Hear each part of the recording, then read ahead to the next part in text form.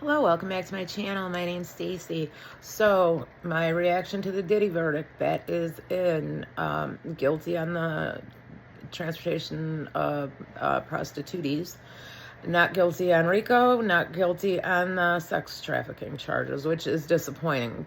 Even I thought they'd either hang or not guilty on RICO, but I thought that they would not guilty on Jane. That was my guess, and guilty on Cassie, especially because they asked for her testimony. So I am a little surprised, but I'm glad he's convicted of something because he is looking at 10 years. My husband and I were just talking about it. He's like, isn't it 5 years? I said, it's 10.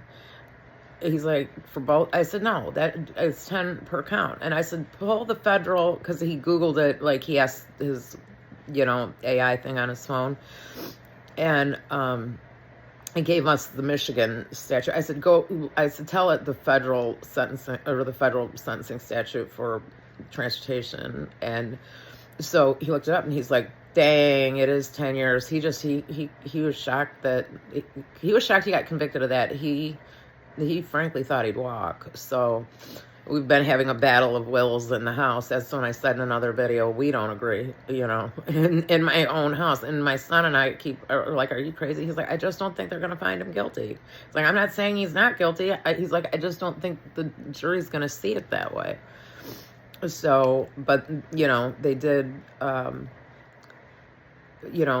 on the transportation. And keep in mind that all of the domestic violence and the battery, the assault, some of that stuff was going on in 2021. So the state can charge him. And some of this occurred in Florida. Some of this occurred in, I think, California and New York. Because this was, a violent relationship. And so there were problems in multiple areas. It wasn't like this was a one-time thing. So it'll be interesting to see if the states file charges. And he's facing a slew of civil suits. So I think he will go home today. That's the one thing. Under the federal statute, they were able to hold him pre-trial because of the RICO and the the sex trafficking.